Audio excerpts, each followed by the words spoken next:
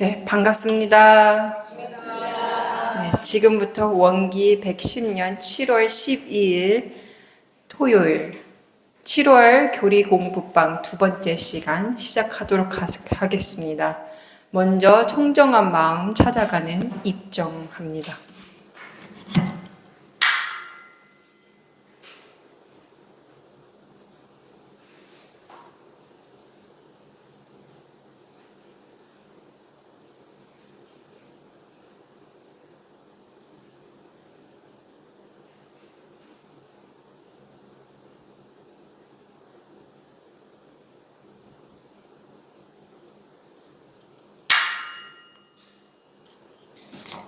두 손 합장하시고 설명기도 올리겠습니다. 전지 하감지위 부모 하감지위 동포 은감지위 법률 은감지위 거룩하신 법신불 사은이시여 비은자 이 자리에 모인 교리 공부방 공부인을동 법신불 사은전에 고백하옵나이다. 법신불 사은이시여 오늘도 새로운 마음으로 도남교당 교리 공부방에 참석하게 하시니 참으로 감사하옵나이다. 대종경 인과품 공부를 통해 대종사께서 밝혀주신 교법에 한 걸음 더 다가가는 공부인 되고자 하나이다. 지금의 내 모습이 내가 지은 바인 것을 머리로는 알지만 경계 속에서 인과가 닥쳐올 때는 남 탓으로 돌리며 원망할 때가 많았음에 참회하옵나이다.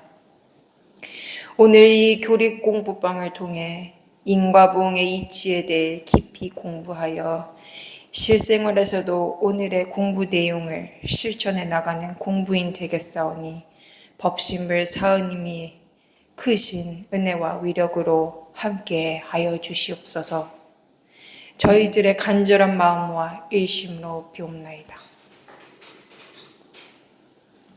네, 그러면 오늘의 강의하실 선생님을 모시겠습니다. 규산 조명교 교수님 모시겠어요. 큰 박수로 맞이해 주세요.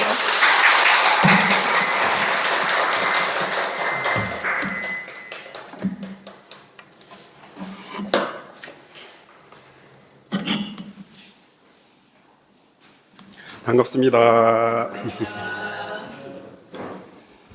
날이 굉장히 더운데 공부하러 나와주셔서 감사드립니다. 제가 10일 동안 혼자 있었잖아요. 부교무님 어저께 저녁에 왔거든요. 10일 동안 혼자 있었는데 덥기도 하고 또 교당도 지켜야 되고 해서 아무 데도 안 나갔어요. 10일 동안. 밖이 더운 줄 잘 모르겠더라고요. 워낙 공사를 단열을 잘 해놔가지고 1층도요 에어컨 안 틀어도 괜찮더라고요. 있는데 그 정도로 공사가 참 잘 돼 있더라고요. 근데 방은 이렇게 창이 좀 작아가지고 덥긴 하더라고요. 방은. 근데 1층에만 내려와 있으면은 전혀 더운 줄을 모를 정도로 돼 있어서 저도 혼자 있으면서 어서 오세요. 혼자 있으면서 심심하기도 했지만 참 오롯하게 혼자만의 시간을 가졌습니다. 지난 시간 1장부터 4장까지 공부를 하셨는데요. 지난 시간에 말씀드렸죠. 모든 대종경에서는 앞쪽에 그 원리적인 측면이 밝혀져 있어가지고 제일 중요한 장을 앞쪽에다 배치했다. 특히 1장, 2장, 3장을 대종경에서는 어떤 품을 공부하시든지 유심히 보셔야 된다.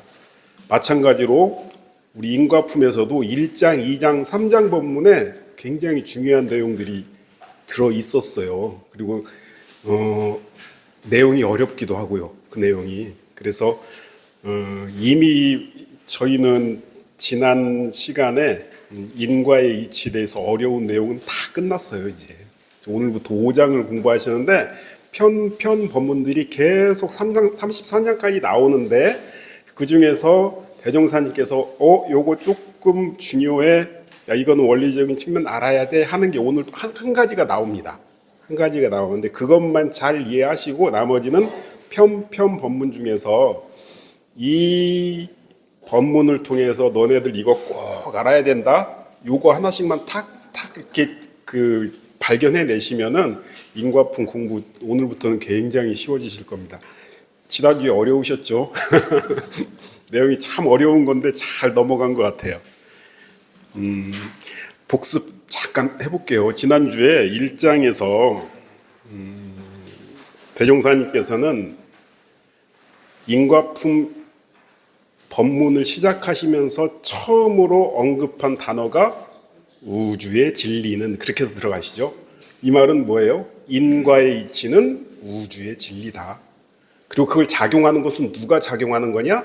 진리가 작용한다. 이거는 진리작용이다. 그냥 무슨 수학 공식처럼 법칙으로 생각하면 안 된다. 이거는 진리의 작용이다. 이것을 확실하게 해주고 싶으셔서 1장을 그렇게 표현하신 거고요. 더불어서 우리는 거기에서 유추해야 될 게 이론상의 진리다. 이것이 이론상 진리의 내용이다. 왜? 근거는 저거였죠. 생멸이 없이 길이 돌고 도는지라. 거기에서 뭘 우리는 받아야 돼요? 불생불멸과 인과보응을 탁 끄집어낼 줄 알아야 되죠. 그렇기 때문에 이것이 생멸 없는 도와 인과보응의 이치가 바탕하여 한 뚜렷한 기틀을 지었다. 이것을 말씀하고자 하시는 거죠. 1장에서. 2장에서는 그것은 인과보응의 이치는 음양상승과 같이 되는 줄 알아야 이론상의 진리를 제대로 아는 거다. 그 말씀을 하고 싶으신 거예요. 그런데 그 내용은 어떻게 해서 같다고요? 속에 양이 있듯이 인은 인 자체가 아니라 인 속에 뭐가 있다? 과가 있다. 이걸 이중이라 그래요. 하나의 사건에 인과 과가 같이 들어있어서 이중. 근데 이것이 한 번에 끝나는 게 아니라 계속 어디를 통해서? 3세를 통해서 과거와 현재와 미래를 통해서 계속 돌고 돈다. 그래서 3세 이중 인과로 우리가 이해를 해야지. 이것을 이해를 못하면 인과는 단멸론, 내가 한 번 해서 한 번 받았으니까 끝이지, 이렇게 생각하기가 쉽다. 절대 그거 아니다라는 것을 알려주려고 대종사님께서는 임과 보응의 이치가 음양상승과 같이 되는 줄 알아야 된다. 그런 본의가 있으시다라는 것, 그게 가장 중요했어요. 지난주에. 자, 오늘부터 5장부터 이제 공부를 하겠습니다. 5장 한번 펴보실까요? 12쪽인데요. 12쪽 함께 봉독하겠습니다. 대종사 말씀하시기를 그 사람이 보지 않고 듣지 않는 곳에서라도 미워하고 욕하지 말라. 천지는 기운이 서로 통하고 있는지라 그 사람 모르게 미워하고 욕 한 번 한 일이라도 기운은 먼저 통하여 상극에 씨가 묻히고 그 사람 모르게 좋게 여기고 칭찬 한 번 한 일이라도 기운은 먼저 통하여 상생의 씨가 묻히었다가 결국 그 연을 만나면 상생의 씨는 좋은 과를 맺고 상극의 씨는 나쁜 과를 맺나니라. 지렁이와 진해는 서로 상극의 기운을 가진지라 그 껍질을 불에 태워보면 두 기운이 서로 뻗지르고 있다가 한 기운이 먼저 사라지는 것을 볼 수 있나니 상극의 기운은 상극의 기운 그대로 상생의 기운은 상생의 기운 그대로 상응되는 이치를 이것으로도 알 수 있나니라. 자, 기운이 있다 그래요. 기운. 천지에는 기운이 있대요. 기운. 우리 여기 지금 은생실에도 기운이 가득 차 있어요. 사실. 사실 우리 이렇게 살면서 그런 거 느껴보신 적 있으세요? 저 사람이 왠지 모르게 무슨 일이 좀 있는 것 같아. 저 사람 무슨 좋은 일 있나? 말도 안 했는데 모습만 봐도요. 언젠가 우리 자산 상사님께서 종법사에 계실 때 법문을 한번 해주시는데 이 기운에 대해서 쭉 말씀을 해주시면서 그 기운은 누구나 다 조금만 생각하면 아 이거 기운이구나, 이거 기운이가 나 다 알 수 있다. 근데 관심이 없어서 모른다 하시면서 모든 현상은 기운이 먼저 작용을 한답니다. 기운이 먼저 가서 그 기운이 먼저 간 다음에 현상이 일어나는 것이다. 어머니들 저기 그 예전에 막 손빨래 막 하실 때 빨래 걸어 놓으면은 날씨가 쨍쨍 막 햇빛이 쨍쨍 쬐는데 빨래 걷어라 그러시잖아요. 기운으로 아시잖아요. 비 올 거를. 그죠? 근데 반드시 와요, 비가. 정말로. 그런 기운들이 천지에는 그 기운이 가득 차 있는데 대종사님께서는 여기에서는 어떻게 풀이를 하시냐면은 천지에는 기운이 서로 통하고 있기 때문에 내가 은밀히 마음 먹은 것 이것도 다 기운으로 전달되는 것이다 그런 말을 하시잖아요. 그래서 그 사람 모르게 이 사람 절대 몰라, 이 사람 없는 데서 내가 욕했어요.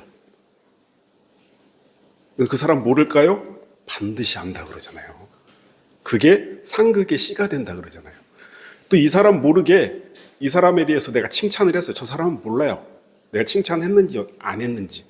그런데 그게 기운이 통하고 있기 때문에 반드시 안다. 그래서 상생의 연을 맺게 된다 그러셔요. 그럼 이 본문을 통해서 대종사님께서는 우리한테 지금 너네 이거 꼭 알아라 하신 게 뭘까요? 자, 저는 그런 생각이 좀 들어요.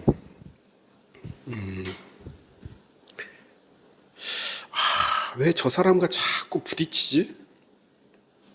저 사람은 자꾸 나랑은 인연이 아닌 것 같아. 좀 피하고 싶어. 이렇게 되면은 내 마음에서 그렇게 마음이 발동이 되면은 그 마음이 뭘로 나타나냐면 행동으로 나타나잖아요. 그 사람에 대해서 좋은 말 안 하죠. 다른 사람들한테. 그러면 이 관계는 더 멀어질 수밖에 없죠. 더 멀어질 수밖에 없죠. 그래서 저는 이거를 통해서 그런 생각을 좀 해봤어요. 우리가 세상을 정말 잘 살고 내 스스로가 잘 사는 것뿐만 아니라 내 일이 다 성공이 되려면은 사은님의 은혜가 있어야 되잖아요. 사은님의 은혜는 뭐예요? 내 주변 사람들이 모두 다 나를 응원해주고 나를 지지해주는 것이 사은의 은혜거든요. 우주 만물이 다 나를 도와주는 것이 사은님의 은혜인데 그러려면은 마음에 걸리는 사람이 없어야 되죠. 상극의 인연이 없어야지 가능한 거거든요. 그러면은 이것을 내가 내 마음에 안 들더라도 저 사람 나랑 정말 안 맞아 하는 사람이라도 어떻게든 상생의 인연으로 돌려놔야 되겠다 하는 첫 번째 단추가 저는 여기서 보인다고 봐요. 뭐냐면은 그 사람을 미워하거나 쟤는 안 맞아 그런 마음은 일단 내려놓고 그 사람 앞에서 직접 불공은 못하더라도 이 사람한테 직접 불공은 못하더라도 이 사람에 대해서 나쁜 말 하지 말고 그리고 일부러라도 상생의 연을 맺기 위해서 은혜의 관계를 맺기 위해서 조석으로 신고도 올려드리고 이렇게 되면은 반드시 이 기운은 통한다. 그거 노력해라. 그 뜻인 것 같아요. 저는 대종사님께서. 저도 그렇게 하면은 상생의 인연 안 될 수 없죠. 사실 당연한 이치죠. 제가 그 지평선 학교에서 교장을 할 때 학교를 너무 힘들게 하는 학부모가 있었어요. 말도 안 되는 거 가지고 트집 잡고 민원하고 그리고 결국에는 그 뭐 행정심판도 청구하고 뭐 형사고소까지 하겠다고 선생님들 상대로 뭐 그렇게 정말 힘들게 하는 학부모님이 계셨는데 대체적인 선생님들의 반응은 그거죠. 정당하게 우리도 대응하자. 우리도 맞고소하면 되고 명예훼손으로 고소하면 되는 거 아니냐. 근데 교육 현장이잖아요. 어떻게든 이걸 좀 잘 해결하고 싶다라는, 저도 미워 죽겠죠. 왜 이러나. 왜 이러나. 그런데 제가 독한 마음을 한번 내면은 저 사람은 나보다 한 단계 더 독한 마음을 낼 것이고, 그 마음이 또 학교에 전달되면은 나는 거기서 하나 더 쌓여가지고 더 서운하거나 격한 감정이 나오고, 이게 계속 반복이 되겠더라고요. 그래서 대종사님께서는 우리 뒤에도 나오지만은 네가 참아라, 그런 법문 있죠. 그래야지 업이 쉰다라는 법문 조금 이따 나오거든요. 그래서 그것도 있고, 이 상생의 연을 맺기 위해서는 어떻게 해야 된다라는 법문도 있기 때문에 미운 마음 내려놓고 선생님들한테 그러지 말자 설득이 안 되죠. 사실 선생님들은 감정이 너무 격해 있기 때문에 혼자라도 신고 올려드리고 상생의 인연 맺게 해달라는 신고를 먼저 올리고, 그 다음에 참여 기도를 했죠. 뒤에 이제 나올 거예요. 이건 업이거든요. 업. 우리 학교가 가지고 있는 업, 선생님들이 가지고 있는 업, 교장으로서의 가지고 있는 업이라는 게 있는데, 그런데 내가 저 사람한테 잘못한 건 없잖아요, 사실. 제가 저 사람한테 무슨 업을 줬어요? 아무 업도 안 줬는데 그렇게 반응이 오는 업을 지금 받고 있잖아요. 그건 뭐예요? 결국 전생이든지 전전생이든지 어떠한 인연관계 때문에 내가 알지 못하는 업을 지었다는 거죠. 그거에 대한 이제 참여를 좀 하고, 그 다음에 그분을 위해서 기도를 하고, 그리고 늘 회의 때마다 선생님들은 그 학부모를 굉장히 막 격하게 욕을 하죠. 막 회의 때마다 이럴 수가 있냐 하는데, 그 앞에서 절대 그 사람에 대해서, 그분에 대해서, 그 학부모에 대해서 그 사람도 그렇게 할 수밖에 없는 이유가 있겠죠. 우리가 조금 더 냉정하게 좀 생각도 하고, 너무 미워하지 맙시다, 이런 얘기만 계속했거든요. 욕하지 말라 그러셨잖아요. 그래서 욕도 안 하고 했더니 점점 풀어져요. 점점 풀어져요. 풀어질 수밖에 없어요. 점점 풀어지더니 선생님들하고는 대화 안 하겠다, 교장 선생님하고만 하겠다, 감사하더라고요. 항상 교장실로 오셔라.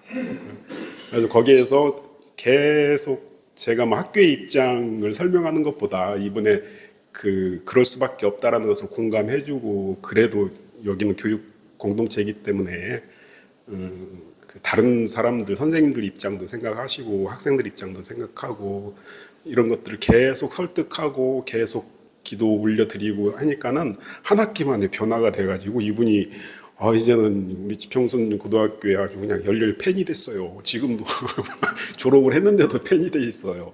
그래서 저는 대종사님께서 이렇게 하나씩 밝혀주신 것을, 이 인과품 5장을 딱 공부를 하실 때 그것을 한 번씩 실증을 해보셔야 돼요. 내 마음속에 정말 저 사람 나하고 안 맞아 하는 사람을, 이 사람에 대해서 그 마음을 일단 내려놓고 공부 삼아서 한번 해보자. 기도도 올려드리고, 그 다음에 그 사람에 대해서 평가를 누가 하더라도 그 사람 원래는 그런 사람 아니고 참 그 사람의 좋은 면은 이런 게 있어 라는 것을 자꾸 말을 하고 하면서 그 사람과의 관계가 상생의 연으로 점차 발전되는 것을 너네들 꼭 공부해라, 그 뜻의 인과품 5장이 아닐까라는 생각을 좀 해보고 있습니다. 인과품 5장 본문 참 우리가 유심히 보면서 살면서 꼭 해봐야 될 공부거리들이 참 많이 제공되고 있는 그런 법문으로 저는 마음속에 가지고 있습니다. 이 이치만 알면은 세상 사람들 다 상생의 인연 속에서 참 살기 좋은 세상 될 텐데요. 그래서 대종사님께서 이 인과의 이치를 가르쳐주고 배우는 것이 가장 급한 일이다, 그렇게 말씀을 하시는 것 같아요. 예. 자, 인과품 6장으로 오늘은 빨리빨리 넘어가죠. 지난주에 8장까지는 했어야 되는데 못해가지고 오늘은 좀 쭉쭉 뺄 겁니다.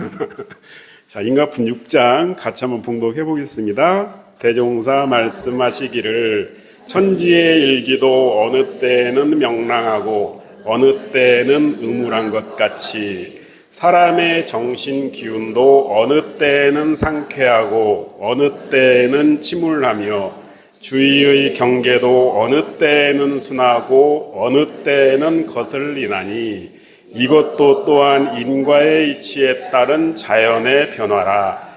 이 이치를 아는 사람은 그 변화를 겪을 때에 수양의 마음이 여여하여 천지와 같이 심상하나 이 이치를 모르는 사람은 그 변화에 마음까지 따라 흔들려서 기쁘고 슬픈 데와 괴롭고 즐거운 데에 매양 중도를 잡지 못하고 보혜가 한이 없나니라. 여기에서 대종사님은 이 법문을 통해서 천지의 기후를 봐도 어느 때는 화창했다가 어느 때는 그냥 뭐 비 내렸다가 이런 변화들이 있지 않냐. 우리도 똑같다. 아무 일도 없었는데 어느 때는 기분이 막 좋았다가 어느 때는 침울했다가, 그런데 그것 자체도 천지의 기후가 변하는 것도 인과의 이치에 따른 자연의 변화고, 우리가 아무 일도 없는 것 같은데 기분이 좋았다가 어느 때는 오늘 왜 이렇게 컨디션이 안 좋지? 왜 이렇게 침울해지지 오늘은? 이것도 당연한 감정의 변화이지만 그 내면에는 뭐에 따른 변화다? 인과의 이치에 따른 변화다. 그래서 대종사님께서는 인과의 이치에 따른 감정의 변화라는 걸 꼭 알아라. 그래야지만이 우리가 감정의 노예가 되지 않는다라는 말씀이에요. 오늘은 기분 좋으니까 막 재밌게 살다가 오늘은 이상하게 침울하네 하면 거기에 그냥 푹 꺼져가지고 침울하게 하루를 보내고, 이것은 대종사님이 표현하실 때는 희로애락의 감정에 사로잡힌 사람이다. 희로애락의 감정을 심상히 간과할 수, 오늘은 내가 좀 깔았네? 오늘은 컨디션이 좋네? 이것을 심상히 간과하라 그래요. 심상히. 이것을 간과할 수 있어야 되는데, 그러기 위해서는 뭘 알아야 된다? 이것이 인과의 이치구나. 이것을 알면은 이유가 있어서 내가 이렇구나. 그럼 이유를 봐가지고 내가 컨디션을 어떻게 회복하지? 이러한 노력이 되는데, 그 인과의 이치를 생각 안 하면은 감정에 따라서 그냥, 이 감정은 뭘 반드시 가져오냐면 행동을 가져오잖아요. 감정에 따라서 내가 행동이 그렇게 나와버리잖아요. 그것이 감정에 사로잡힌 사람이거든요. 그러지 않으려면은 이것은 인과의 이치에 따른 감정의 변화다라는 것을 바라볼 줄 알아야지 그것을 극복하려는 노력이 거기에서 생겨난다라는 의미입니다. 그래서 그거는 우리 천지 자연의 이치와 똑같다. 하늘도 저렇게 맑았다가 비도 오고 그러지 않냐. 그런데 그게 괜히 오는 거 아니다. 비 괜히 오는 거 아니다. 인과의 이치에 따른 자연의 변화다. 인간의 감정도 괜히 내가 우울해졌다가 괜히 기분 좋아졌다가 그런 거 아니다. 그것도 반드시 인과의 이치에 따른 감정의 변화다. 그런 것을 꼭 알아라라는 뜻인 것 같습니다. 감정에 여여하기가, 감정을 심상히 간과하기가 참 힘들죠. 감정대로 행동하는 경우가 너무 많잖아요. 저희는 그런 것들을 공부 삼아 해라, 그런 본문인 것 같습니다. 자, 인과품 7장 한번 보겠습니다. 한번 봉독해 보겠습니다. 대종사 말씀하시기를 남에게 은의로 준 것은 은의로 받게 되고 악의로 뺏어간 것은 악의로 빼앗기되 상대편의 진 강급 이하를 따라서 그 고흥이 몇만 배 더할 수도 있고 몇만 분으로 줄어들 수도 있으나 아주 없게 되지는 아니하며 혹 상대자가 직접 보복을 아니할지라도 자연히 돌아오는 죄복이 있나니 그러므로 남이 지은 죄복을 제가 대신 받아올 수도 없고 제가 지은 죄복을 남이 대신 받을 수도 없나니라.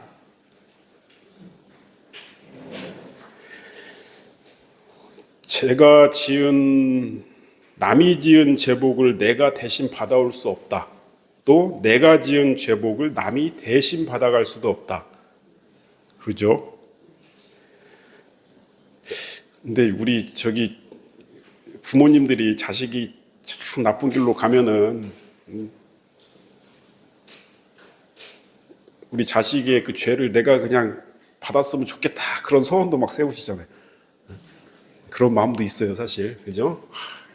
제가 받는 죄를 내가 대신 받았으면 좋겠다. 그런데 절대 그렇게 안 된다. 절대 그렇게 안 된다. 그런데 여기서 굉장히 중요한 말씀이 있어요. 그 중간에 한번 보세요. 내가 이러한 인을 지었어요.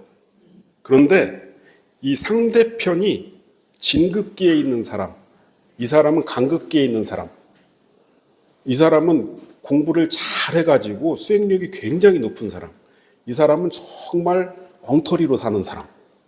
내가 똑같은 인을 이렇게 짓잖아요. 그럼 받는 게 다르대요. 똑같은 인을 지어도 누구한테 짓느냐에 따라서. 이해가 좀 되세요, 이게? 왜 그럴까요, 이게? 왜 그럴까요? 그러니까 인을 지어도 수행을 많이 하신 법사님한테 인 지어야 돼요. 왜냐면요,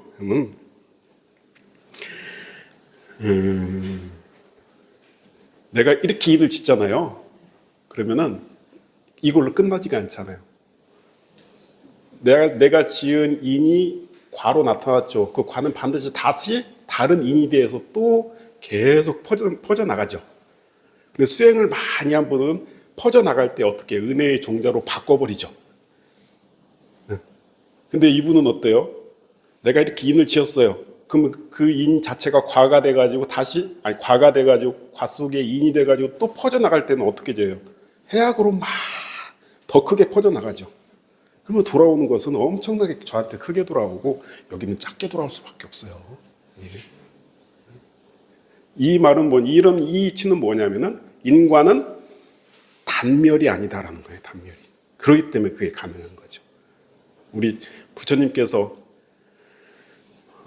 뒤에 이제 또 나오는데 부처님, 석가모니 부처님도 그렇고요, 대종사님도 그렇고요, 구도 과정이나 그 회상 공개하기 전까지, 원기 9년 전까지 굉장히 힘들으셨어요. 조소도 많이 받고 조롱도 많이 받았어요. 석가모니 부처님도 그러잖아요. 석가모니 부처님 돌팔매도 맞으셨어요. 가짜 도인이라고 돌팔매도 맞고 와가지고 당신이 무슨 도를 깨쳤냐, 뭘 깨달음을 얻었냐 하면서 막 조롱하기도 하고 막 그랬거든요. 그럴 때 석가모니 부처님은 그 유명한 일화 있잖아요. 상대방이 와서 막 부처님한테 욕을 하니까 부처님은 뭐 하셨어요? 안 받잖아요.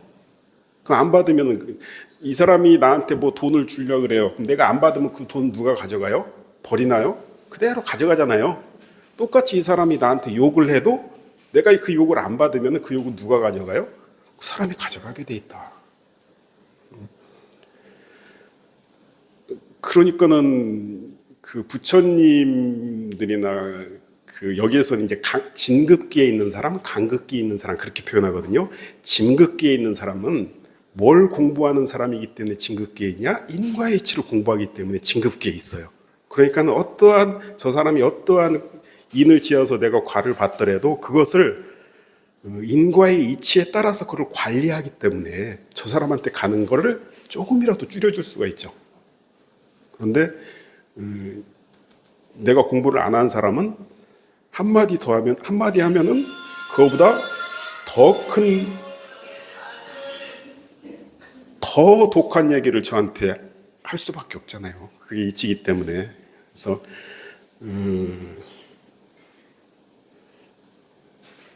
짓더라도 법력 있는 사람에게 지어라.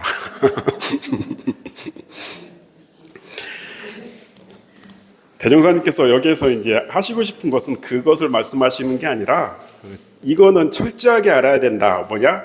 남이 지은 죄복 내가 대신 받을 수 없다. 아무리 자식이 지은 죄복이라도 내가 부모로서 내가 그거 대신 받을 수 없다. 내가 지은 죄복 남이 대신 받아갈 수도 없다. 이거 철저하게 알아라 하는 그런 법문이십니다. 자, 인과품 8장 한번 볼게요. 한번 읽어볼게요. 조전권이 여쭙기를 부처님들께서는 다생검내에 낮은 과보 받으실 일을 짓지 아니하셨을 것이므로 또한 세세생생에 고통받으실 일이 없어야 할 것이온데 과거 부처님께서도 당대에 여러 가지 고난이 없지 않으셨고 대종사께서도 이 회상을 열으심으로 관변의 감시와 대중의 인심 조정에 고통이 적지 않으시오니 저희들로는 그 연유를 모르겠나이다.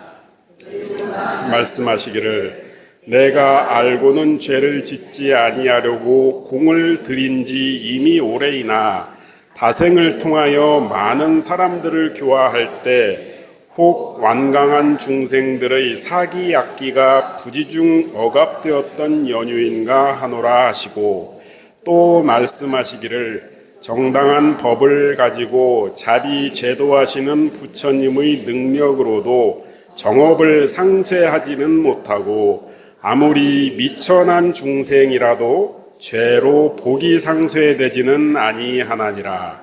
그러나 능력 있는 불보살들은 여러 생에 받을 과보라도 단생에 줄여서 받으니으나 아주 없애는 수는 없나니라. 자, 인과품 8, 오늘 이제 공부하는 가장 핵심 내용이 이제 나왔어요. 인과품 8장하고 9장 얘기인데요. 미리 말씀을 드릴게요. 정업, 정한 업, 정해놓은 업, 내가 만들어 놓은 업은 어떻게 된다?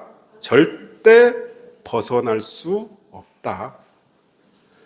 그런데 천업, 하늘천자업, 천업이라는 것은 작용입니다. 진리 작용, 인과의 작용을 말하는 거예요. 이 작용은 뭐가 가능하다?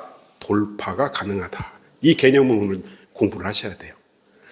이것을 뭐라고 표현하냐면은 정업은 난면이나 어려울 날짜 면할 면자 정업은 난면이나 천업은 돌파할 수 있다 이거예요. 정해놓은 업은 면하기 어려우나 난면이나 천업은 돌파할 수 있다. 자, 우리 천업 얘기 많이 나오죠. 어디에서 나와요? 주로 천도법문에서 나오죠. 그 내용이 이제 8장하고 9장에서 이제 나오거든요. 오늘 이 개념만 확실하게 가지고 가시면 아, 내가 업을 어떻게 대해야 되는구나 이것을 이제 아실 거예요. 누가 여쭈어요? 조전권이 여쭙기를 우리 저기 지난 설교 시간에 제가 조송광 선지님 얘기했죠. 그분 따님 공타원님. 우리 원로님들 공타원님 뵌 적이 있죠. 서울에서 활동 참 많이 하셨는데 예전에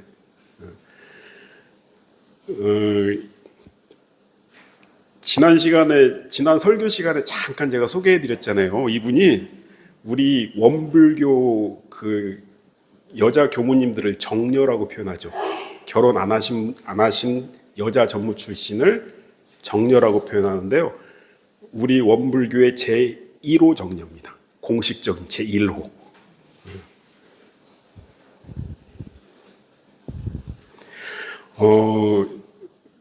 기독교 집안이라 그랬잖아요. 철저한 기독교 신앙을 했던 집안인데 거기다가 장로의 딸이잖아요. 장로의 딸. 기독교에서 장로하면은 어떤 위치인 줄 아세요? 우리 법사님들이에요. 법사님들이 장로예요. 그렇죠. 근데 이 교회 일에 어렸을 때부터 정말 열심히여가지고 청소년기 중학교 고등학교 다닐 때 이 교회에서 그 전라북도에서 막 열리는 우리로 하면 교리 강연대회 막 이런 거 있잖아요. 그런데 항상 1등을 놓치질 않았대요. 그렇게 똑똑하셨대요.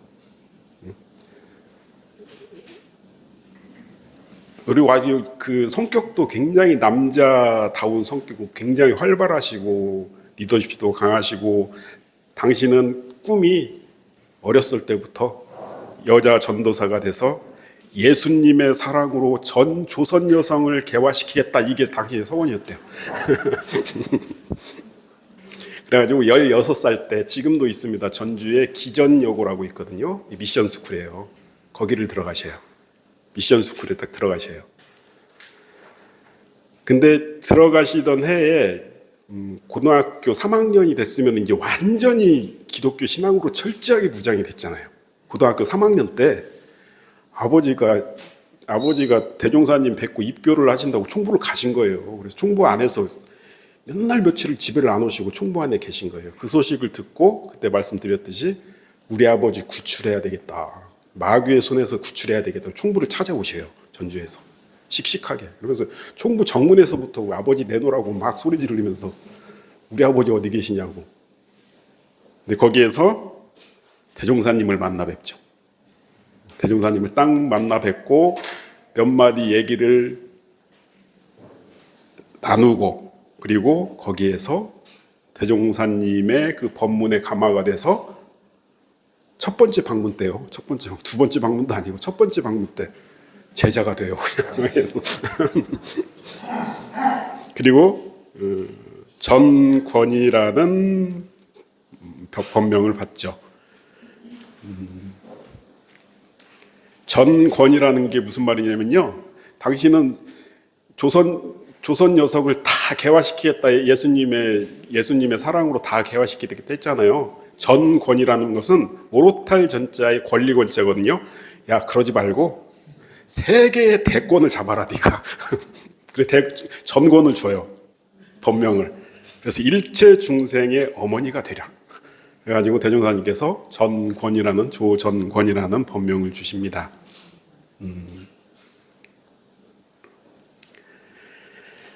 그리고 나서 그때 당시에, 지금도 이제 그 제도가 살아있긴 하지만 은부녀, 은부자 그 제도가 있었잖아요.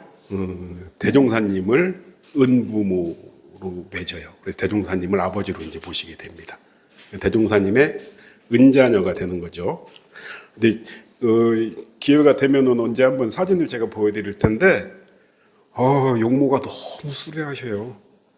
정말 이목구비가 뚜렷하시고, 그래서 대종사님께서 이런 칭찬을 많이 했대요.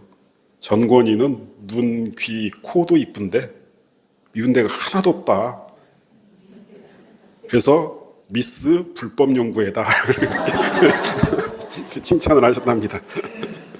근데 이 어른께서 우리 회상에서 설통했다고 그러시거든요. 설통이라는 것은 뭐냐면은, 이 설교를 하시면은 다 감화를 시키셨대요.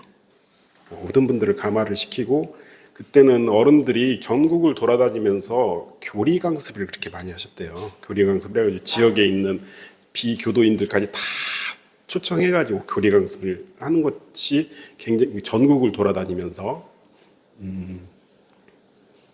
작년에 제가 각사님 설명하실 때도 각사님께서 전국을 돌아다니면서 교리 강습을 하시다가 병이 나셨다고 그랬잖아요.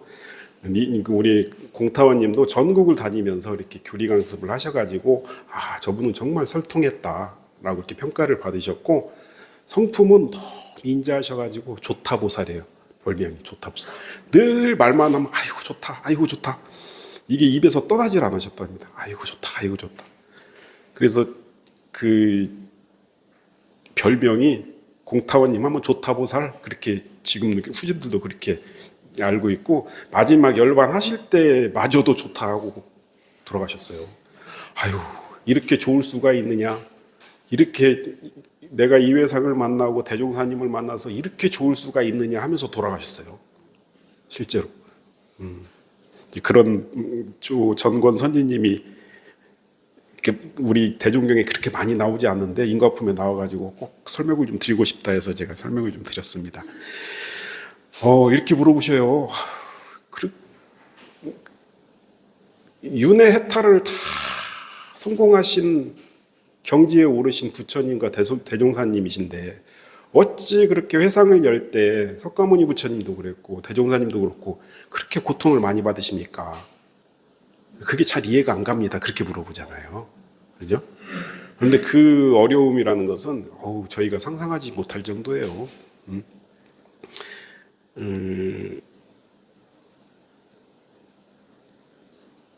대종사님이 그 정관평 방언공사를 할 때 당신을 따르던 그 우리 구인 기도를 성공하셨던 그 구인 선지님들하고 같이 방언공사를 했잖아요. 그때 어마어마한 조롱을 받았어요. 그 일대 사람들한테. 극단적으로 얘기하면 뭐 헛짓거리한다. 쟤도 미쳤나 보다. 어떻게 바다를 막냐. 그래가지고 그 일대 사람들은 노래까지 지어서 불렀어요. 조롱하는 노래가 지금도 남아있어요. 그 가사 내용을 보면 화나요. 어떻게 이렇게까지 조롱할 수가 있을까. 그 정도로 조롱도 받고 멸시도 받고, 그리고 구도 과정에서는 정신병자라고 손가락질을 받았잖아요. 몇 날 며칠 씻지도 않고 우두커니 서 있으니까 피부병 나고, 증언에 의하면은 기록에 남아있는 증언인데 마지막 대각을 앞두고서 깊은 정에 빠지는 시간이 굉장히 많으셨잖아요. 그러면은 그때는 이미 이제 피부병이 올라오셔가지고 이 피부 껍질이 계속 이렇게 벗겨져요. 얼굴뿐만 아니라 모든 몸에서. 그러니까 그 다음날 그때는 이제 시봉을 누가 하셨냐면 사타원 이원화 선지님이 주로 시봉을 하셨거든요. 대각 바로 직전에. 그러면 아침에 거기 가서 대종사님 지금 현재 대각지 거기 조그마한 쓰러져가는 집이 있었는데 거기에서 주로 정에 들으셨는데 아침에 가서 청소해드리러 가면은 떨어진 이 피부 껍질들이 이만큼씩 나왔대요. 매일 나왔대요. 매일 버리고 매일 버리고. 그러니까 동네 사람들은 그 당시에는 얼마나 먹고 살기 힘들어요. 나가서 조금이라도 일을 해야지 먹을 수 있는데 일도 안 하고 몇 년 동안 어렸을 때부터 지금까지 저렇게 놀고 먹고 뭐 한다고 틀어박혀 있고 모습은 완전히 병자처럼 돼 있고 하니까 동네 사람들이 계속 손가락질하는 거죠. 정신병자다. 아무런 쓸데없는 인간이다 하면서 그런 조소를 그 구도 과정에서는 받으셨거든요. 이제 그런 거를 물어보시는 거죠. 공타원님이 왜 그런 힘든 과정을 거치십니까? 석가모니 부처님도 돌도 맞고 욕도 듣고 그런 일들이 계속 있었는데 그거에 대해서 이제 의심을 내시면서 공타원님이 여쭤보시는데 대종사님께서 이렇게 대답하시죠. 회상을 펴고 중생들을 제도하려다 보니 꼭 이 생뿐만 아니라 계속 수많은 생 동안에 중생들을 제도하려고 하다 보니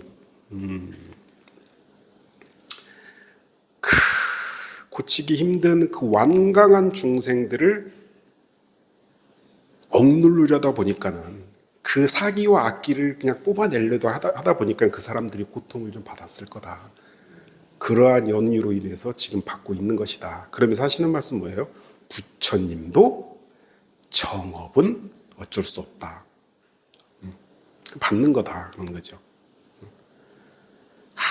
부처님도 아무리 미천한 중생도 자기가 지어놓은 부처님들도 업을 지었다는 거죠. 업을 짓기는 하되 이 사람들을 어떻게든지 교화하고 건져주고 바른 길로 인도하려다 보니까 이 사람들이 고통을 많이 받았을 거다. 거기에서 나오는 업이다라고 이제 표현을 하시는 거죠. 그렇지만은 미천한 중생도 불보살들도 똑같이 정업은 어찌할 수 없지만은 그런데 차이가 있다. 불보살들은 어떻게 여러 생에 계속 받을 거를 단 한 생에 쫙 해서 받아버리고 끝날 수 있다. 그렇게 말씀을 하시는 거죠.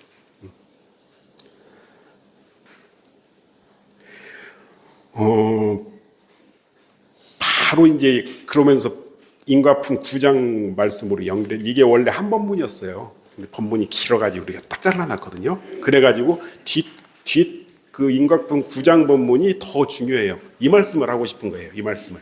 인과품이요. 오늘 이 두 번째 시간에서 가장 중요한 공부가 아마 될 겁니다. 인과품 9장 한번 같이 봉독해 보겠습니다. 한 사람이 여쭙기를 사람이 만일 지극한 마음으로 수도하오면 정업이라도 가히 면할 수 있겠나이까. 대종사 말씀하시기를 이미 정한 업은 조련이 면하기가 어려우나 점진적으로 면해가는 길이 없지 아니하나니 공부하는 사람이 능히 육도 사생의 변화되는 이치를 알아서 악한 업은 짓지 아니하고 날로 선업을 지은즉 악도는 스스로 멀어지고 선도는 점점 가까워질 것이며 혹 악한 인연이 있어서 나에게 향하여 옛 빚을 갚는다 하여도 나는 도심으로 상대하여 다시 보복할 생각을 아니한즉 그 업이 자연 쉬어질 것이며 악과를 받을 때에도 마음 가운데 항상 죄업이 돈공한 자성을 반조하면서 옛 빚을 청산하는 생각으로 모든 어변을 풀어간다면 그러한 심경에는 천만 죄고가 화로에 눈 녹듯 할 것이니 이것은 다 마음으로 그 정업을 소멸시키는 길이요. 또는 수도를 잘한즉 육도 세계에 항상 향상의 길을 밟게 되나니 어떠한 악연을 만날지라도 나는 높고 그는 낮음으로 그 받는 것이 적을 것이며 덕을 공중에 쌓은즉 어느 곳에 당하든지 항상 공중에 옹호를 받는지라. 그 악연이 감히 틈을 타서 무난히 침범하지 못할지니 이는 위력으로서 그 정업을 경하게 하는 것이니라.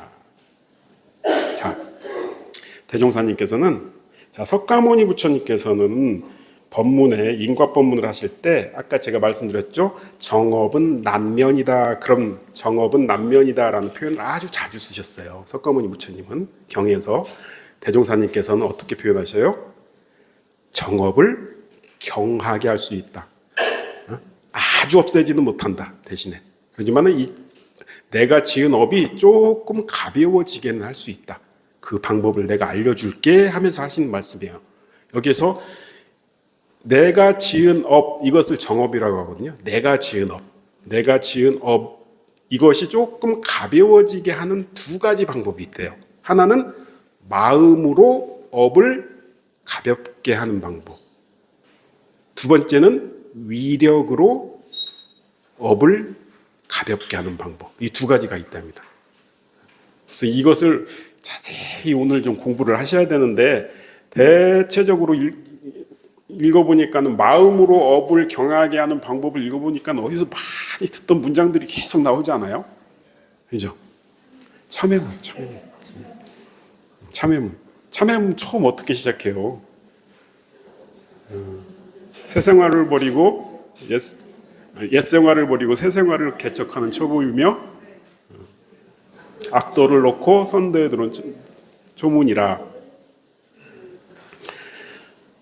우리 참회문이 정업을 가볍게 만드는 방법이에요. 그 내용 그대로예요. 그냥 그대로. 왜 참회문이 업을 가볍게 만들 수 있냐, 그것을 오늘 이해하시면 돼요.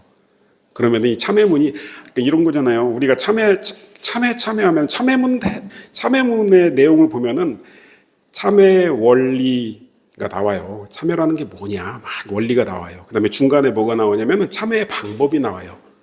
방법은 뭐예요? 이참, 사참 막 나오잖아요. 그래서 뒤쪽에 뭐가 나오냐면 이렇게 해서 참여를 하면 어떠한 결과가 나와요. 이렇게.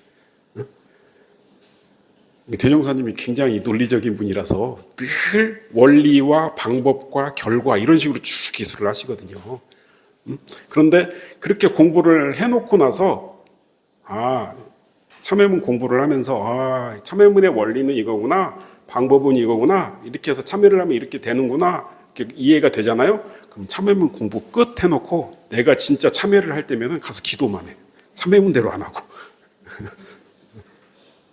근데 참회문대로 하라고 방법까지 알려줬는데 저도 그런 경향이 참 많았어요. 아, 참회할 일이 생겨요. 그러면은 당장 떠오르는 건 뭐예요? 가서 무릎 꿇고 기도해야 되겠다. 참회 기도. 근데 대종사님의 참회법은 그게 아니죠. 참회문에 그대로 나왔거든요. 그렇게 해야지 네가 지은 죄, 네가 지은 업이 가벼워져. 내가 하는 대로 해야지 가벼워져. 그 말씀이잖아요. 내가 가서 무조건 진리께 죄송합니다. 다음부터는 안 그럴게요.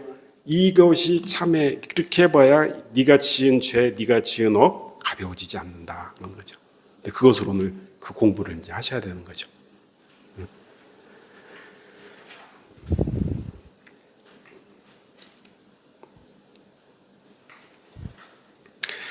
자, 한번 보실게요.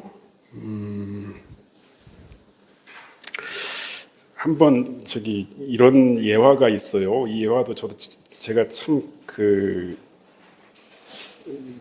대종사님 예화가 참 많잖아요. 우리 대종경뿐만 아니라 우리 그 초기 교단사를 공부하다 보면은 그에 관련된 예화들이 참 많이 등장하거든요. 근데 이런 예화가 있어요. 대종사님께서 비행기 타신 거 아세요?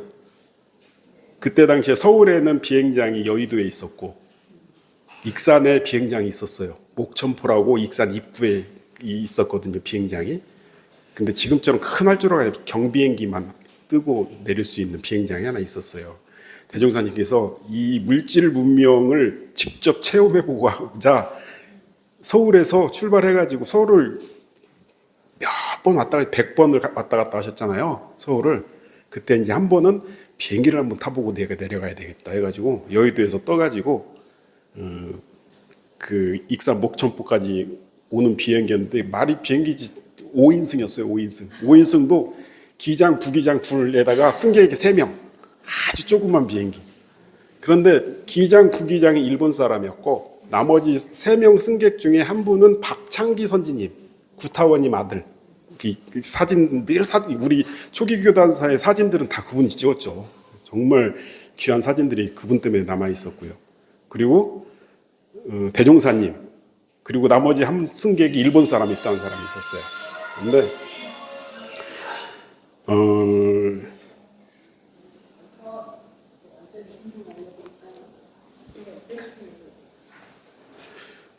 이제 떠가지고 이제 쭉 가는데 이제 박창기 선지님이 그러니까는 대종사님께 그 당시에 지금으로 치면은 비서실장 겸 역할을 하신 분이 2분이 계셨어요. 2분이 계셨는데 한 분은 전음광 선지님 그리고 한 분은 박창기 선지님. 이 2분이 비서실장을 늘 수행을 하면서 거기서 주로 전음광 선지님은 주로 이제 법문 받아 적으시고 늘 수첩 가지고 다니면서 법문 받아 적으시고 박창기 선지님은 늘 기록하시고 사진 찍고 이 두 분이 그렇게 총명하셨다 그래요. 천재 소리를 들을 정도로. 전웅강 선지님 우리 교모님의 증조 할아버지죠. 그런데 타고 내려오시는데 그때 당시에 이제 그것도 박창기 선생님도 참 재밌으신 그런 내용들을 다 적어 놓으셨어요. 기록에다가 적어 놓으시는데 비행기를 딱 타잖아요. 그러면은 그 이만한 종이 하나 오고 펜을 주고 그다음에 휴지 조각 이렇게 준대요. 휴지는 뭐 하라고 그러냐면 귀 막으라고 이렇게 주고 그리고 종이는 왜 주냐면은 대화를 할 수가 없대요. 너무 시끄러워서. 그러니까 이게 필담 나누라고 옆에 사람들한테 그거를 이렇게 타자마자 이렇게 나눠준대요. 그런데 또 가다가 어느 정도 그 부기장이 어느 정도 갔더니 밑이 천안입니다 이렇게 알려주더래요. 그래서 천안 지나나 보다 이렇게 그런 서비스도 했나 봐요. 근데 어디쯤 오다 보니까는 엔진 소리가 막 이상해지더라는 거예요. 그 정상적인 소리가 아니라 막 이상한 소리가 있잖아요. 그래서 막 비행기가 막 이렇게 요동을 치더랍니다. 그러니까 이게 큰일 났다 하는데 보니까는 그 옆에 앉았던 그 승객 일본 사람들 얼굴이 창백해져가지고 그냥 꽉 잡고 막 덜덜덜 떨고 있고 조종사들도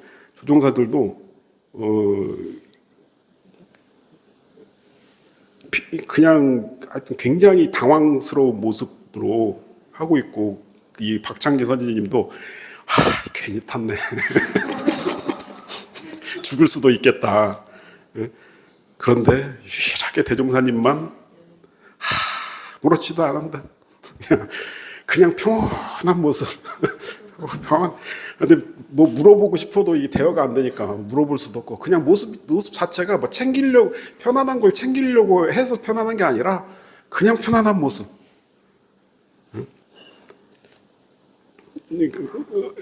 그러면서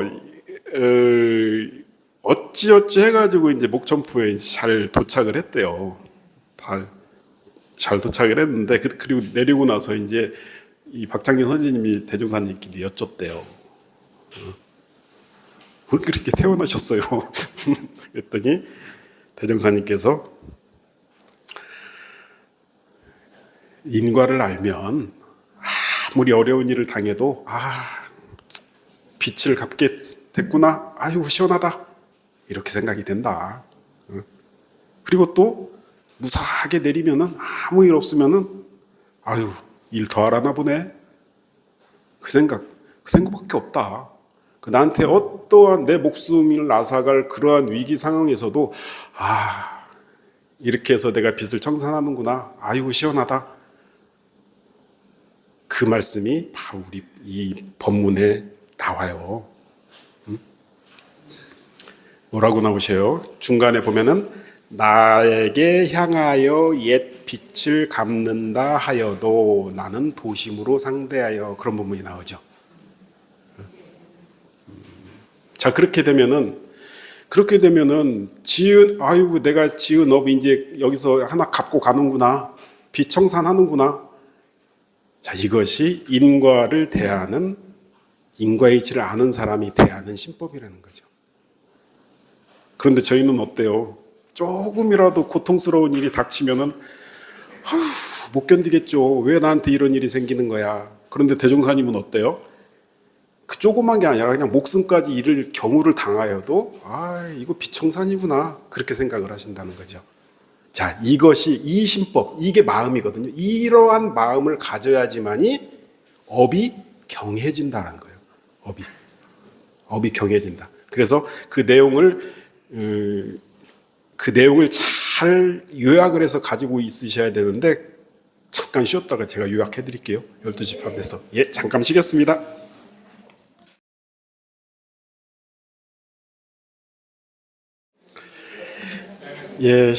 시작해 보겠습니다.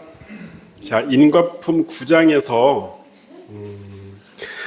정업을 소멸시키는 방법 두 가지가 있다 그랬죠. 하나는 마음으로 정업을 소멸시키는 방법, 두 번째는 위력으로 정업을 소멸시키는 방법. 그 중에서 첫 번째 마음으로 정업을 소멸시키는데 첫 번째는 선업을 지어라. 자, 내가 지은 업이 내 업장이 너무 두터운 것 같아. 내가 이렇게 이 생을 살아보니까는 내가 무슨 업을 지어서 너무 나한테 업장이 두터운 것 같아. 이 업이 좀 가벼워졌으면 좋겠어 라는 생각이 들면 가장 첫 번째 뭘 하라 그러셔요? 선업 자꾸 지어라. 선업을 지어라. 우리 참회문에 똑같이 나오죠. 날로 선업을 지은즉 악도는 스스로 멀어지고 선도는 점점 가까워진다 그러시잖아요. 그래서 내 업장이 너무 두터워. 이 업이 좀 가벼워졌으면 좋겠어 한다면은 자꾸 선업을 지어라. 선업이라는 게 뭐예요? 착한 일이잖아요. 착한 일. 그죠? 남을 위해서 자꾸 도와주고, 그리고 물질로만 도와주는 게 선업이라고 생각하지 마시고 뭐까지 마음으로 자꾸 사람들을 응원해주고 옆에 사람들 응원해주고 그 사람을 위해서 기도 한번 해주고 이런 것은 마음으로 짓는 선업이거든요. 그리고 늘 남을 칭찬해주고 하는 것들, 이런 것들을 자꾸 해라. 그리고 선업 중에 가장 큰 공덕이 있는 선업이 뭐예요? 공부예요. 공부. 우리 금강경에서 나올 거예요. 지금 금강경에서는 뭐까지 나왔냐면 우리 공부하는데 보시까지 나왔거든요. 보시보다 더 큰 덕이 있어요. 큰 공덕이. 수지독송이라 그래요. 금강경을 받아가지고 독송하는 그 공덕은 항아사 모래보다도 더 큰 공덕이 돼요. 항아사 모래수가 뭐냐면은 저도 가봤거든요. 인도를. 항아를 가봤어요. 갔더니 끝없는 모래밭이에요. 그냥 모래밭. 그 끝없는 모래밭에 그 조그만 알갱이 모래수만큼도 더 많은 공덕이다. 이거는 얼마나 많겠어요. 우리 그 부처님 법문은 정말 부황부황해요. 그래서 꼭 선업을 지어라. 이게 첫 번째다. 두 번째는 뭐예요? 이거는 돌아오는 거거든요. 돌아오는 거. 나한테 어떠한 악한 인연을 나한테 돌아와도 이것을 항상 뭘로 상대해라? 도심으로 상대해라. 보복하지 말아라. 왜냐면은요, 내가 악한 인연에 대해서 나도 악하게 대응을 하잖아요. 이 업은 쉴 날이 없어요. 계속 가는 거죠. 계속. 그죠? 그러니까 이 두터운 업장 좀 가벼워졌으면 정말 좋겠는데 한다면은 어떠한 악한 인연이 악한 인연이라는 건 뭐냐? 나에게 못되게 구는 사람이 있어요. 나한테 욕을 하건 나를 정말 괴롭히는 사람. 이 사람을 대할 때 어떻게 대해라? 그 사람한테 대항하지 말고 그대로 돌려주려고 하지 말고 그 사람을 늘 도심으로 상대해야 된다. 그래야지 업이 계속 가벼워진다. 이걸 말씀하시는 거죠. 그러면 어떻게 돼요? 비청산했다. 업청산했다. 이렇게 되는 거죠. 그리고 세 번째, 악과 받을 때 똑같은 개념이에요, 사실. 악과를 내가 정말 고통스러운 일이 나한테 지금 생겼어. 이거는 결과죠. 그런데 이거에 대해서 내가 원인을 잘 모르겠어. 내가 이렇게 고통스러운 결과를 받아야 되는지 그런 인을 내가 짓지 않은 것 같은데 그렇게 와.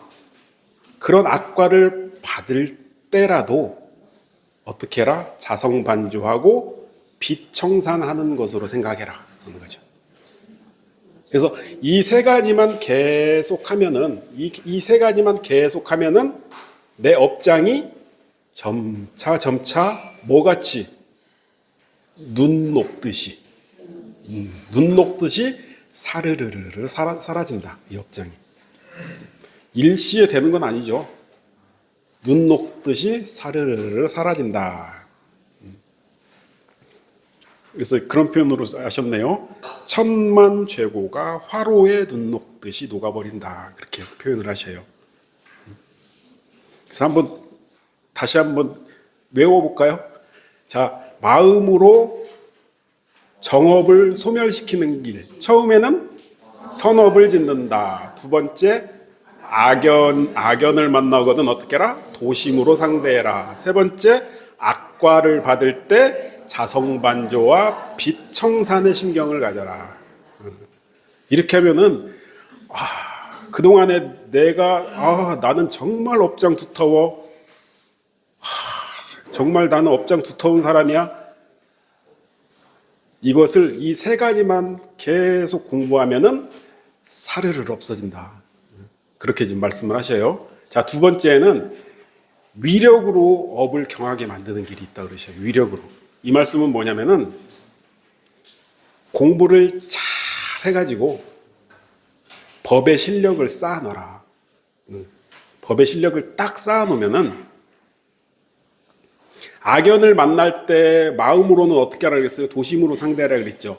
그런데 내가 실력만 딱 갖춰놓으면은 악연을 만날 때 업이 나를 침범을 못한다.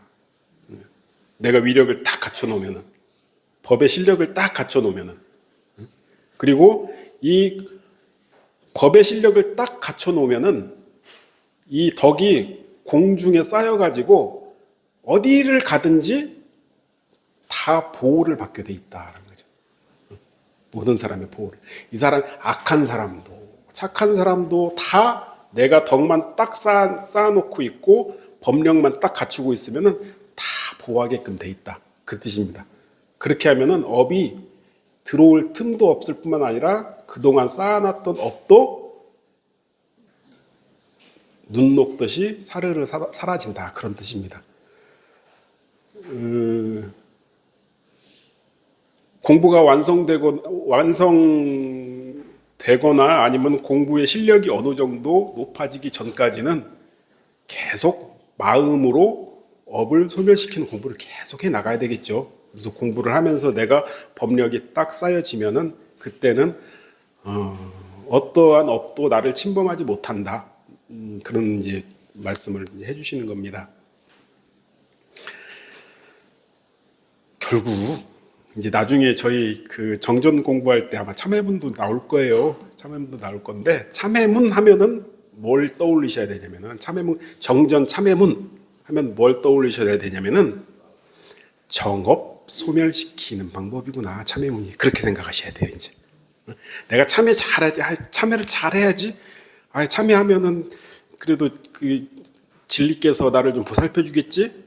참회해야지. 잘못했으니까 참회해야지. 이렇게 생각하지 마시고 이제 정전 참회문 하면은 이거는 정업을 소멸시키는 방법이구나. 그렇게 판단을 하셔야 돼요. 이제.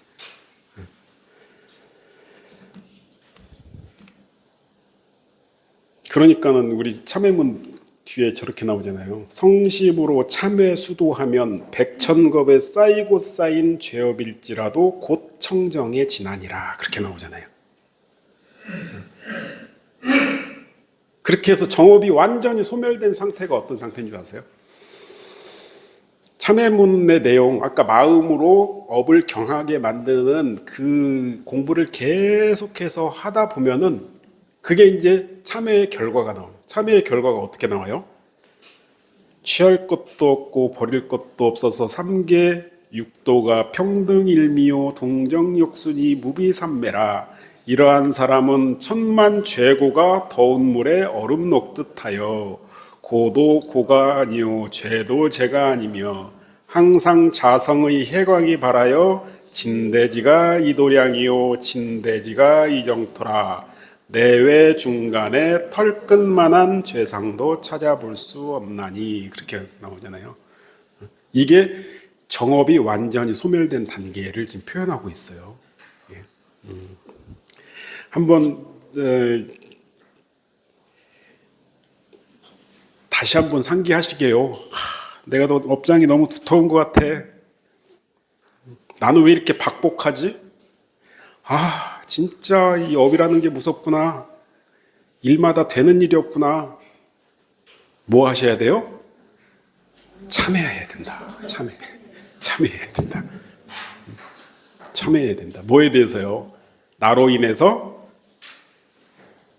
내가 인식하지 못하지만은 나로 인해서 상처받은 이들이 분명히 있겠다. 이 생뿐만 아니라 전생에서라도 있겠다. 나로 인해서 고통받은 이 있겠다. 이 생뿐만 아니라 전생에서라도 다 참회를 하셔야지 된다. 내가 저 사람한테 어떤 잘못한 적도 없고 일면식도 없는데 왜 이렇게 고통을 주지? 그런데 분명히 원인이 있어서 고통이 준다라는 것을 빨리 상기하셔야 돼요. 우리 자선상사님께서는 인과의 이치 공부 잘하려면은 인과의 이치에 대해서 감각이 좀 있어야 된다 그러세요. 무슨 말이냐면 이유가 있지, 당연히 있지, 이런 것들 빨리빨리 떠올 줄 알아야지 인과의 이치 제대로 공부한다 그런 말씀하셔요. 저 사람하고 나하고 처음 본 사람인데 왜 나한테 저렇게 고통을 주지? 그때 빨리 감각을 띄워놔야죠. 아, 이유가 있겠지. 응? 무슨 이유가 있을 거야. 내가 알지 못하는 이유라면은 빨리 그것을 참회해야죠. 참회해야죠. 근데 저도 그런 일들이 참 요즘은 그렇게 많이 있는 것 같잖아요. 저를 막 힘들게 하거나 개인적으로. 그런데 나이 한 40대까지는 그런 일들이 자주 생겨요. 자주 생기는데 그때는 이제 공부가 그렇게 깊지는 않고 계속 이제 공부를 하는 과정에서 이런 공부들을 늘 상기해 보고 하면은 나한테 왜 이런 일이 생기지? 아무 이유 없는데 왜 나한테 이런 일이 자꾸 생기고, 그 전무친으로 살다 보면은 제가 의도치 않은 어떠한 오해 같은 것들이 생기기도 하더라고요. 근데 왜 내 본인을 몰라주고 왜 이런 일이 자꾸 생기지? 하면은 거기에서 이유가 분명히 있겠지. 근데 내가 이유를 알지 못하는 것은 이 생뿐만 아니라 전전생의 어떤 원인들이 지금 발동이 되나 보구나 라고 해서 참회 기도 먼저 하죠. 참회 기도하고, 그리고 거기에 대해서 보복하려고 원망심이나 보복심을 안 내려고 노력을 하고 하다 보면은, 그렇게 되면은 금방 풀려요. 오해도 금방 풀리고, 일들이 바로 이렇게 돌아오는 게 굉장히 빨라져요. 근데 제가 이 말씀을 드리는 것은 그런 사례들이 분명히 있으실 거예요. 교도님들도. 그럴 때마다 이 대종사님이 하라는 공부대로 해가지고 그런 성공 케이스들이 하나, 내 삶 속에서 하나씩 가지고 있잖아요. 그러면은 이게 용기가 돼요. 어떤 일을 당하든지, 이렇게 공부하면 되는구나. 근데 그런 케이스들이 하나 있어야 돼요. 성공 케이스들이. 그런 것들 하나씩 꼭 만들어 놓으시면은 이것이 이제 내 공부의 자산이 돼가지고 굉장히 용기가 생깁니다. 공부하는 데서. 이것을 교회에서는 뭐라고 하는지 아세요? 간증이라 그래요, 이거를. 이런 것들 하나 가지고 계셔야 돼요. 자, 인간부 10장으로 한번 더 볼게요. 10장 한번 봉독해 보겠습니다. 한 제자 어떤 사람에게 봉변을 당하고 분을 이기지 못하거늘 대종사 말씀하시기를 내가 갚을 차례에 참아버리라. 그러하면 그 업이 쉬어지려니와 내가 지금 갚고 오면 저 사람이 다시 갚을 것이요 이와 같이 서로 갚기를 쉬지 아니하면 그 상극의 업이 끝날이 없습니다. 자, 우리가 1장, 2장을 통해서 1장, 2장, 3장을 통해서 공부했던 인과의 이치가 있기 때문에 이게 가능한 거예요. 뭐냐면은 늘 계속 반복해서 말하잖아요. 인하고 과가 생겨가지고 끝나는 게 아니다, 이거는. 이것은 계속 물고 언제까지 돌고 돌아요? 끊임없이 돌고 도는 게 인과의 세계다라는 거죠. 그래서 생멸이 없이 길이 돌고 돌아요. 계속 돌아요. 언제까지? 만고에 영원히 계속 돌고 도는데, 계속 돌기 때문에 이것을 뭐라고 표현했어요? 윤회다라고 표현하는 거예요. 계속 돌기 때문에 윤회다라고 표현을 하는 거예요. 근데 거기에서 이것을 딱 윤회의 고리를 딱 끊을 수 있는 것은 뭐예요? 이 업이 여기서 끊겨라 하는 것은 뭐예요? 내가 참는 수밖에 없다는 거죠. 다른 방법, 이 윤회의 고리를 딱 끊어내는 다른 방법이 없다. 내가 받았어요. 그럼 갚잖아요. 갚으면은 또 받고, 또 갚고, 계속 왔다 갔다 하는데 이게 강도가 점점 올라가요. 이렇게 사람들 이렇게 싸우는 거 옆에서 싸움 구경이 재밌다 그러잖아요. 옆에서 싸우는 거 가만히 보면은 처음에 말로 이렇게 하다가 이 말이 한마디 가면 여기서 하나 더 붙여 더 크게 나가고, 가면은 더 큰 소리가 나오고, 더 큰 욕이 나가고, 그러다가 이제 주먹까지 나가고, 그렇게 되잖아요. 이게 계속 돌고 도는 이치 때문에 그러는 거거든요. 근데 거기에서 딱 끊어내면은 업이 쉬워진다. 근데 거기서 끊어내지 못하면은 상극의 업은 끊일 날이 없나니라, 그렇게 표현을 하시잖아요. 그래서 내가 여기에서 상대방에게 참아야 되는구나. 이 참는 게 이 자존심 문제도 걸려 있고 내가 바보같이 생각도 되고 그러잖아요. 자, 이거 자존심 상하네. 내가 어떻게 참어? 아니면은 내가 바보 같아. 내가 왜 바보같이 참고 있어야 돼? 이건 뭐냐면은 상이에요. 상에 걸려 있는 거예요. 상. 그것을 놓을 줄 알아야 되고 그 다음에 참을 줄 알아야 된다. 내가 참는 게 바보라서 참는 게 아니라 뭐요? 상극의 업 속에 내가 빨려들기 싫다. 이것 때문에 참는 거다라고 정당화 시키시면 돼요. 야, 나 바보라서 참는 거 아니야. 그게 아니고 나는 이 업을 쉬려고 참는 거야. 그렇게 판단하시면 되는 거죠. 그래서 대산종사님께서 이렇게 법문하시죠. 저는 이것을 그 표준을 삼아야 된다. 인과 공부를 할 때. 나한테 돌아오는 업을 어떻게 해라? 감수해라. 달감자에 받을 숫자. 감수해라. 달게 받아라. 달게 받아라. 어떠한 악과가 오더라도 정말 고통스러운 결과가 오더라도 뭐 해라? 달게 받아라. 이게 감수예요. 감수해라 그러잖아요. 달감자에 받을 수. 그러고 나서 그걸로 끝나면 안 돼. 거기에 불고 안 입을 자에 돌아볼 고자예요. 이건 뭐예요? 보복하지 말아라 그러냐. 달게 받고 돌아보지 말아라. 괘씸하네. 이거 돌아보는 거잖아요. 불고해라. 안 입을 자에 돌아볼 고자. 그 다음에 거기까지 끝나면 안 돼. 그 다음에 우리는 그 자체가 결과로서 끝나지 않고 그게 반드시 인이 된다 그랬잖아요. 또 다른 인으로 되잖아요. 그럼 거기다 뭘 심어야 돼요? 은혜를 심어야 돼요. 심을 종자에 은혜은 종은혜라. 그래서 감수 불고 종은 이것이 인과의 이치를 확실히 하는 사람이다.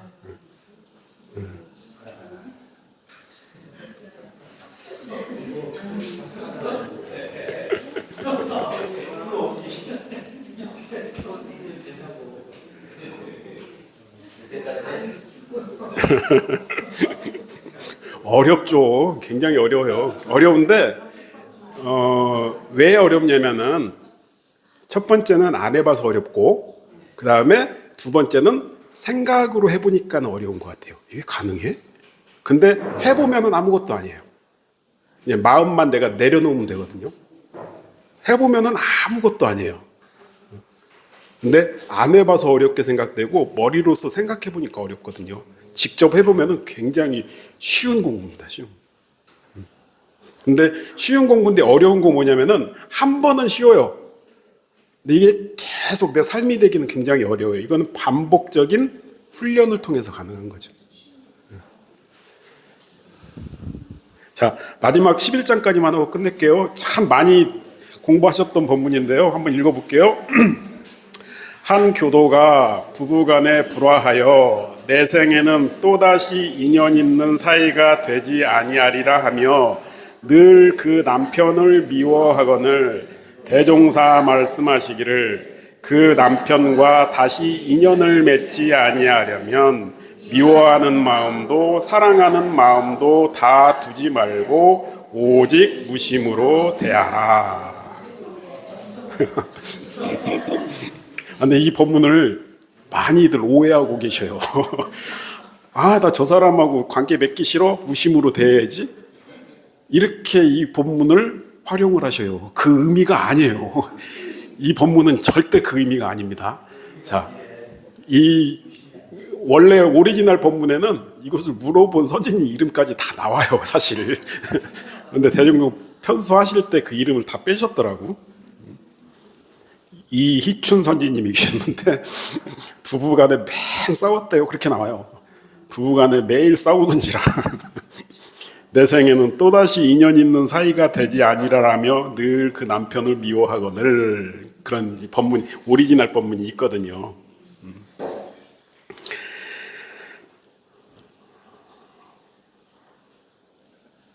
제가 이 본문을 그 예비교무 때 저희도 이제 대종경 수업 시간이 이렇게 진행이 돼요. 앞에서 이제 교무님이 그 교수 교무님이 설명하시고 이제 학생들이 앉아서 이런 법문을 하는데 이 법문을 배울 때 제가 궁금해서 질문했던 게 지금도 제 머릿속에 있거든요. 30년 넘었는데 저 사람이 나랑 코드가 안 맞아. 저 사람 내 인연 아닌가 봐. 저 사람 싫은데?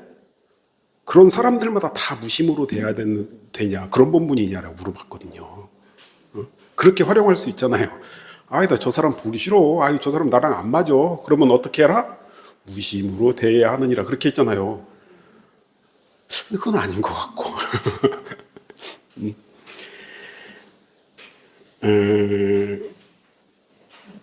저 사람과 너무 힘들다고 해가지고 무심으로 대하는 표준을 삼아라. 그런 법문이 아니고요. 어떠한 악연이라도 우리 그 5장 법문 공부할 때 뭘 하라 그러셨어요? 아까 처음 시작할 때